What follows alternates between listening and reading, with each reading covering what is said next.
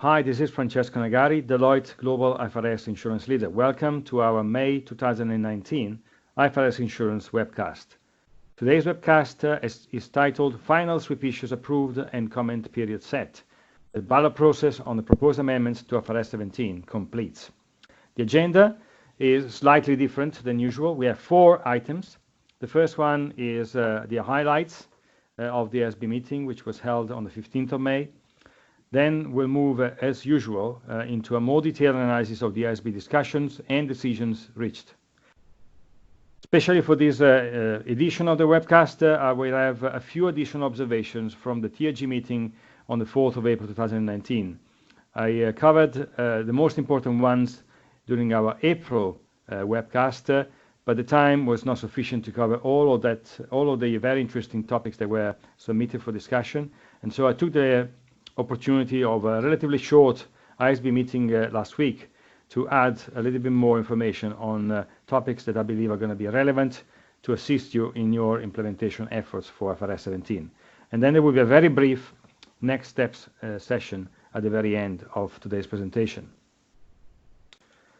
Moving to the highlights, the IASB has addressed 4 sweep issues. 2 of these are significant. The first one is investment return service, where the IASB has approved a modified set of rules to identify the presence of the investment return service in an insurance contract. The identification of such a service will then trigger the activation of a special calculation approach to the coverage units that will be used to take the CSM from the liability into profit and loss. The key change is that the IASB has decided to abandon the linkage of the investment return service to the investment component. So now the criteria that the IASB approved, and we'll see them in a moment, are no longer dependent on the presence of the investment component. Personally, a change which I have encouraged the IASB to do, and I am delighted to see that they've done. The second major sweep issue was actually relatively non-decisional, in the sense that no decision to amend the standard apart from the addition of a small footnote in the basis for conclusion was deliberated. But it is nevertheless a very important topic. It is surrounding the application of IFRS 17 to mutual insurance entities. And the amendments that some of the stakeholders have recommended the IASB to consider have been rejected with the exception of this small footnote. And so the guidance in the standard remains as it was, pretty much. We will see then what the footnote contains when it is published together with the exposure draft next month. But in terms of the actual standard itself, there will be no amendment. The IASB has indicated the possibility of issuing new educational materials, so we'll see whether that is going to happen in the near future. The board also approved a comment period of 90 days for the exposure draft that is due to be published next month. And finally, they provided an update on the discussion at the TRG on the 4th of April. So this is the official update document, which confirms pretty much what I told you during the webcast in April. In addition, also confirms in writing that there will be no additional TRG meeting planned for now, but the TRG for IFRS 17 is not yet being dismantled. Let me start then to analyze in a bit more detail the sweep issues that were deliberated last week. The first one is item A in the paper, which is the investment return service. You remember that during the January 2019 meeting, the board decided to amend IFRS 17 so that the CSM is recognized in profit and loss on the basis of coverage units that are determined considering both insurance coverage and investment return service, a new concept that the IASB determined to exist in those contracts that we familiarly refer to as indirect participating contracts.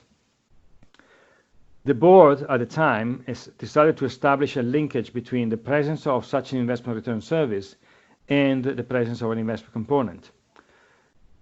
During the TRG in April, I explained to you that I was challenging that conclusion and recommending that the IASB considers an alternative to the linkage between the investment return service and the presence of an investment component, and instead looks at other forms of identification of the service, such as the presence of asset-dependent cash flows despite failing one of the three criteria that would otherwise put the contract into the variable fee approach. Now, that approach was deemed to be ineffective to represent the economic substance of those indirect participating contracts, and therefore the IASB staff recommended the board to revise its tentative decision and introducing a new set of criteria that will effectively de-link the presence of an investment component from the identification of an investment return service. The new criteria are out of three steps. First one, you need to see if there is an investment component or, absent an investment component, a right to withdraw an amount from the insurance contract.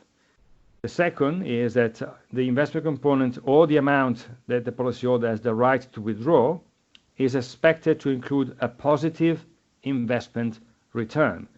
And the third criterion is that the entity expects to perform investment activity that will generate such positive investment return. The board was happy that this set of rules, in my humble opinion, rather than principles, but still delivered the intention that was underpinning their decision in the first place last January, and voted unanimously in favor, with the only caveat of requesting that the standard text explains what is meant by positive investment return, given that some board members indicated that however good an investment return service could be, it may also result in a negative return for the policyholder if things don't go well. I'd like then to cover items B and C from the same paper. These are the two sweep issues that I didn't consider to be particularly significant, but nevertheless are important to talk about in our detailed analysis of what happened at the board meeting last week. The first one is an amendment to clarify that an entity doesn't need to separately disclose refunds of premiums. This amount is something that was hotly debated, as you remember from my webcast, during the last TIG meeting on the 4th of April last month. So the board was invited to amend IFRS 17 so that the disclosure requirements will clarify that the definition of investment component that has been amended and announced to be amended in the April TIG meeting will not trigger a disclosure requirement where the roll forward outflows paid have to be broken down in three component parts, as you see reported on the slide: premium refunds, investment components, and the insurance components. These will come with an amendment of paragraph 103, where there will be a text that will clarify that the reconciliation of opening to closing balance of the insurance contra liability, you don't need to disclose premium refunds separately. And the vote for these was unanimous with very limited discussion. Item C is another amendment to clarify that changes resulting from cash flows of amounts lent to policyholders and waivers of amounts lent to policyholders are excluded from insurance revenue. I am pleased personally that this decision has been taken, although I had a personal preference for an alternative approach that was effectively to improve the definition of an investment component. If you read the text in the Appendix A of the standard, the investment component is written in a way that effectively refers to a liability situation only. But as you know, where there is a liability for one party, there is an asset for another party, and that is particularly critical for reinsurance contracts, given that the holder of that contract also accounts for the insurance contract under IFRS 17. And so we were trying to influence the discussion at the IASB to suggest an amendment of the definition. We didn't get that, but the recognition of the asset nature of the deposit component has now been captured by effectively confirming that loans that may arise from insurance and reinsurance contracts will have to be excluded from expenses and revenue, given that they do not represent compensation for the services of insurance or one of the two possible investment-related services that the last few months of IASB activity have now identified. So that's another good outcome. It creates a much stronger logic around the consistent application of these requirements of disaggregation of the investor component, albeit it does so by introducing new terminology rather than improving what could have been the definition of an investor component, which, by the way, would have been already delivering the same outcomes as discussed in the IASB meeting last week, if you were taking inspiration from the current definition of a deposit component as contained in IFRS 4. Item D of the sweep issues paper is the discussion around the recommendation not to amend IFRS 17 for the accounting for insurance contracts issued by mutual insurance entities.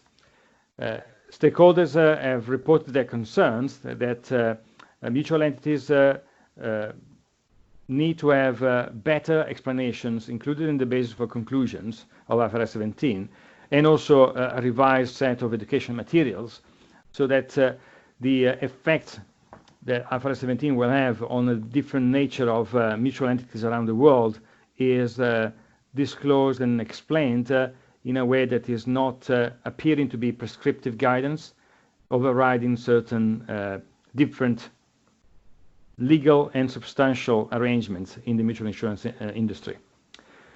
The stakeholders have suggested that the board may wish to clarify in the basis for conclusion of IFRS 17 how the new standard will apply to some mutual entities and apply differently to others. And those considerations could be then used as a reference for guiding judgment in the application of the standard by the relevant entities. However, the staff recommended that the board does not amend IFRS 17 to address these concerns, given that they believe that these will develop specific requirements for mutual entities in the standard, which is instead designed to apply without differences to all entities, whether they are mutual or not, that issue insurance contracts.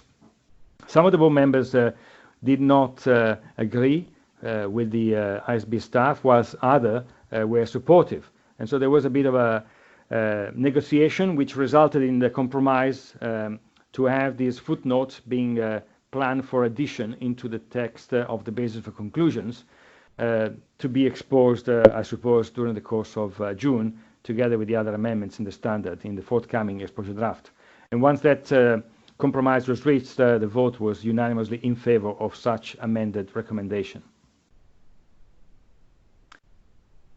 The IASB then voted on a paper that proposed to set the comment period for the upcoming exposure draft to be 90 days. You remember from my previous webcast that the due process oversight committee had already approved for the board to consider a shorter comment period. These would otherwise be 120 days. What I would like to do now is just to look at a little bit more of the content of this paper, because it contains some useful piece of information that will help understand how the IASB goes about when it reaches this type of critical juncture on its standard setting activity.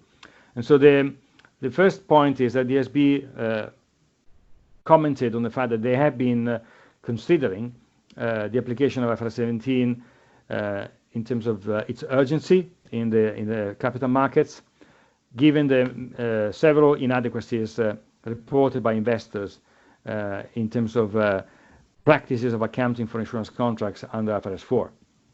And also that they have considered that the delay in the effective date of a standard just recently issued will have to be done by taking into account the potential disruption risk to implementation processes that are already ongoing. The exposure draft that is now being finalized for publication will propose 12 targeted amendments in 8 areas of IFRS 17. The board confirmed that these amendments are needed to support the entities for implementing the standard, that do not result in significant loss of useful information that would be otherwise produced by IFRS 17 as it is, and those amendments will not change the fundamental principles of the standards. And finally, that they will not unduly disrupt implementation processes that are already underway or risk undue delay in the effective date of IFRS 17. So with that said, it is concluded that these proposed amendments are both urgent and narrow in scope. As a result, a 90 days comment period is justified for the exposure draft. In addition, the staff paper confirmed that a similar decision had already been reached when the board approved the exposure draft on the narrow scope amendments of IFRS 15, revenue from contracts with customers, which was issued in July 2015. That exposure draft also had a 90-day comment period because of the balance that was needed to allow sufficient time for the stakeholders to respond to the targeted amendments and yet provide clarity about the proposed amendments in a timely fashion. Also, the 90 days will facilitate issuing the amendments of IFRS 17 by the second quarter of 2020, including the confirmation of the mandatory effective date to be set at the 1st of January 2022, and therefore minimize disruption of implementation. Personally, I hope that the IASB can do an early second quarter release of the final text of the standard, but we shall see how it goes once the comment period is over and the volume of comment letters comes in. Now, the final point is that paragraph 6.7 of the due process handbook, which is effectively the critical document in understanding how the IASB operates, confirms that the advice from the due process and permission from the due process oversight committee has been obtained to have a shorter period. That was acquired after the meeting of the DPOC on the 23rd of April, and therefore the road was open for the IASB to vote in favor of a 90 days comment period, which was granted then unanimously in favor.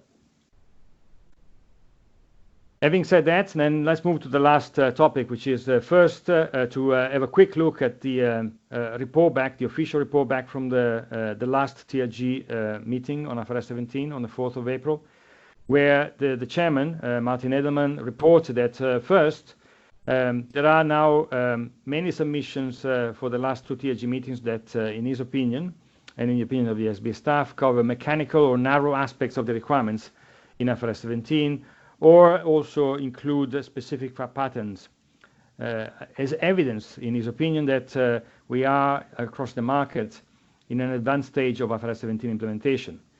The second point is that at present, given that this is the trend on the quality of the submissions, there should be no further meetings planned.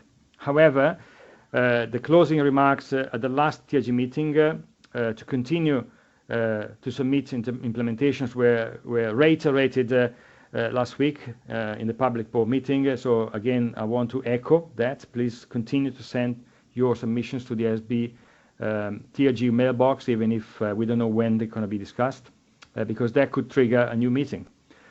That would be effectively the test that the IASB are going to apply as to whether or not they're going to call for another meeting.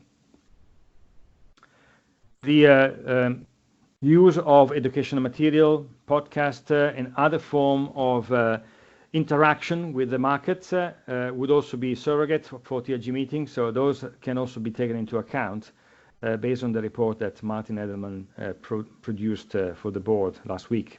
Finally, Martin also observed that the imminent publication of the new exposure draft will also offer all stakeholders in the world an opportunity to write in their comment letters on the content of the exposure draft, which in itself will provide the board with invaluable feedback, of course, and therefore make the use of the TRG less necessary at this particular juncture in the history of IFRS 17, one can say.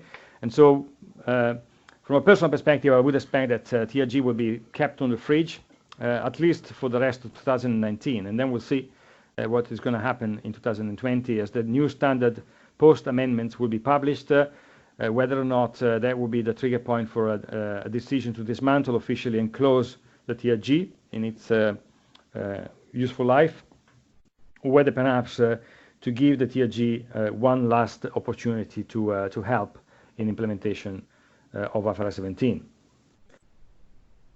This is the point where I would like then to pick on some additional items that were not debated specifically during the last TRG meeting, but that I believe personally are important items for implementation work. And a few of them are related to the important concept of contract boundary. So in the first page, I've got submission 86, 96, and 107. 86 links the definition of a portfolio in Appendix A with a reference to a portfolio of insurance contracts in paragraph 34B of the standard, and asks whether they are meant to be the same. The response is that they are the same. There is no difference in the use of that terminology in IFRS 17. So bear in mind that boundary and portfolio definition for accounting purposes are one and the same, and therefore very important practical reminder for all of us to bear this in mind as we design new systems, data, and processes. The pair of submissions 96 and 107 both focus on aspects of logical connection between the definition of an insurance contract and contract boundary, and they were effectively asking about the logical interdependency that may exist between the two requirements and whether there was a subordination of one to the other. 96 was asking whether the contract boundary requirements of IFRS 17 apply to the assessment on whether or not a contract meets the definition of an insurance contract, or whether they apply only after the definition is established, whether it is applicable or not. 107 asks instead whether if you have a contract that transfers insurance risk after a period of time, like an annuitization option, which is to be priced as and when elected, whether that contract, as described in paragraph B24, would be classified in a particular way. The response from the staff, again, is a helpful reminder of how IFRS 17 should be applied in practice, because for a contract to meet the definition of an insurance contract, there needs to be a transfer of significant insurance risk. That's granted. Paragraph B24 explains that the contract that transfers insurance risk only does so after the option is exercised and the price that transfers risk effectively is set. Before that point, it doesn't. Now, when you have a contract that instead transfers insurance risk from the beginning, that's a different story. And so that matters. But it doesn't make the contract boundary something that would be part of the transition of the classification requirements. Instead, it creates an overlap on the fact patterns and the characteristics of the contract that may be utilized to fulfill the compliance requirements under both requirements. But beside that, there isn't a subordination. In fact, if there is subordination, definition goes first in order to establish that there is a contract under IFRS 17, and boundary then applies to the contract because it is in the scope of the standard. So again, a very important practical clarification that I wanted to share with you. The third contract boundary related point comes from submission 98. This one was asking how the exercise of an option to convert a contract to a different type of contract should be treated. The response reminded us that there were a couple of papers and several discussions at previous TAG meetings which the staff believe were helpful to understand why this question can be answered by applying directly the words in the standard. They refer back to Agenda Paper 3 in the May TAG meeting and Agenda Paper 5 in the September meeting, where the assessment of whether an insurance contract is accounted for applying the general model or the VFA is made at the inception, applying the definition of insurance contract with direct participation features, as it is set out in Appendix A of IFRS 17, to a contract in its entirety. The submission 107 that we just talked about it in the previous page also is cross-referred here for contracts that are not insurance at inception, because there is a potential change of risk only at a future date. Again, another very important reminder that definition, classification, these are requirements of the standard that apply on day one, and that is the point in time when they have to be done. If there is a change, like the one described in B24, day one, from an IFRS 17 perspective, becomes the point in time described in that particular paragraph, when the risk is fixed by pricing the annuitization option. There was also another submission, 111, that is on the accounting for the reinstatement of a lapsed contract that was rejected on the grounds that it didn't meet the submission criteria. The staff wrote that providing detailed application guidance for specific transaction is not within the remit of the TRG. Personally, I did not agree with the conclusion of the IASB staff on this one, and this is also why I wanted to bring it to the webcast today, because I think it's another important example of where the judgment around contrabandary has to be applied carefully. This is a type of contract which we have found in several markets around the world. Effectively, the policyholder can take a premium holiday, in other words, can suspend the payment of premium, and that suspension is actually not a triggering event for the recognition of the contract as a whole, because at that point the insurer stands ready still to pay for claims, but subject to the activation of a reinstatement clause included in the contract. And such a reinstatement clause, which may be sometime for the whole of life for the policyholder, or sometimes is for a defined period, would effectively require the policyholder to pay all of the premiums that have not been paid since the last payment was made, and reactivate the policy in order to enjoy the associated coverage. The analysis that one would do is that what is the reinstatement, how does it affect the contrabandary, and how to account for these clauses when they are present is what is important here. Now, the boundary clearly would extend beyond the possibility that such suspension of premiums is occurring in the future, but also the reactivation is an event that will have to be taken into account. So the measurement will include both the period in which the expectation is for payments to be made, as well as the periods when the payments are expected not to be made, and the third period when payments are expected to resume to be made again. All these scenarios will have to be weighted in the probability measurement, and all of these scenarios will still be part of the contrabandary of the contract.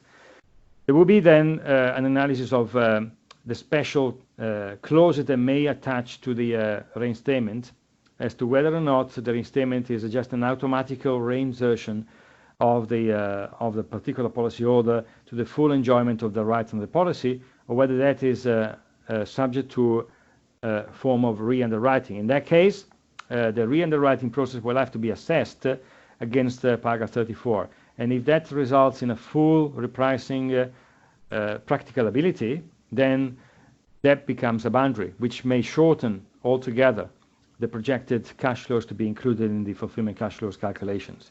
And that's what I really wanted to bring to your attention, is that very important point of linking this type of contracts with the contrabandary judgment. I wanted then to talk about submission 117. This is one that, following the TRG, has been debated in other public fora, such as the Hong Kong Insurance Implementation Support Group, where I happen to be a member of. And for that reason, I decided that it was worth bringing it to the attention of our global audience through the webcast today. This is an important point, because premium waivers are very common, very much present in every market we know of. The question here is, should an entity exclude from revenue the premiums waived as a result of an insured event, or account for them as part of the insurance service expense as an incurred claim? The response is that insured events give rise to claims. To the extent that a premium waiver results from an insured event, it is a claim. IFRS 17 requires an entity to recognize revenue expenses for claims incurred in the period, regardless of whether claims were settled net or premiums due. And treating premium waivers as a claim is therefore consistent with the requirements of IFRS 17. Now, it's important to remember here that in the application of the measurement principles under IFRS 17, the waiver of the premium is a scenario. A scenario will have to be taken into account in determining the probability-weighted set of cash flows that will have to be then discounted to produce the carrying amount reported in the financial statements under IFRS 17. So the exercise of a premium waiver is a scenario that the insurance company must take into account in the first instance. That means that the expected inflows and the outflows are already probability weighted against the premium waiver scenario. And that means that the revenue that comes from the unwinding of the expected outflows is already consciously calculated with a waiver scenario taken into account. So that means that when it does happen, the claim is a genuine claim, which will then be reported through experience variance. The expected outflow, weighted already with the effect of the premium waiver, will continue to deliver the revenue as before, and the actual waiver of premium becomes then an incurred claim in the period to be reported in insurance expense. So what the IASB staff effectively meant with this is that this premium waiver is indeed a claim. It will be presented gross of the insurance revenue in the P&L, which just comes naturally from the liability of remaining coverage as not normally calculated. In the occurrence of the event that triggers the event would result, of course, in a loss of future premium. That is also triggering potentially a reassessment of the assumptions in the liability for remaining coverage with a CSM adjustment through unlocking, and the waiver being reported as insurance service expense with disclosure under paragraph 104B Roman 3. So hopefully you appreciate that this clarification now sets more transparency on how this relatively common situation should be accounted for, and you will be able to conduct your implementation work around these type of contracts with a better clarity on what should be done. The last submission I wanted to talk about is 122. This is a submission that questions whether changes in fulfillment cash flows as a result of changes in inflation assumptions are treated as changes in non-financial risk and therefore adjust the CSM, or changes in financial risk for which you then account for the change directly through P&L or the split between P&L and OCI. The response makes reference to paragraph B128 and the two references: A, inflation based on indexes, financial; B, inflation based on entity-specific price predictions, non-financial. And saying that if you set an assumption based on index, it doesn't matter whether it is just an assumption, it is financial variable, so no CSM unlocking. Several TRG members, including myself, expressed concern that this appears to be a very harsh and literal reading of B128, which I said seems to betray the real meaning of that standard, that paragraph, which I read as referring to indexes that have to be visible to the customer in a clause of the policy. Because then, obviously, inflation is indeed a financial variable, and I would agree that B128A applies. But if it is just conveniently used to set an assumption to calculate the increase of salaries, for example, to be allocated then to claims handling experience or maintenance expenses, then I was really surprised that the staff was requiring that that insurer would avoid the unlocking of the CSM when such an inflation variable is changed. One of my fellow TRG members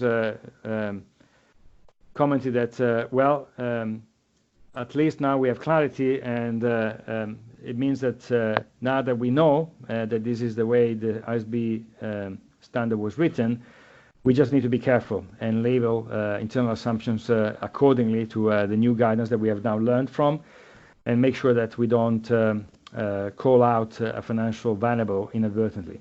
Given that this is applicable to an enormous amount of cases, I felt that it was an important opportunity to use the relatively short board report in the webcast to include it into the extra TRG observations that I wanted to share with you.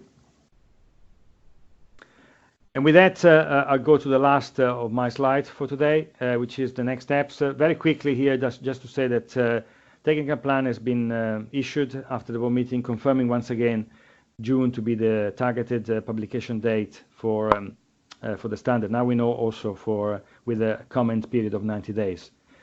There will be no IASB meetings in the period during the exposure draft, unless some really unexpected events may take place, which means that I will not continue the live webcast series in that intervening period. We will be produced a recorded on-demand webcast shortly after the publication of the exposure draft, just to brief you within a relatively short period of time on the content of the document and help you make sense of what is going to be written in the ED. And with that, I would like to ask the recording to be stopped and the floor to be open for questions.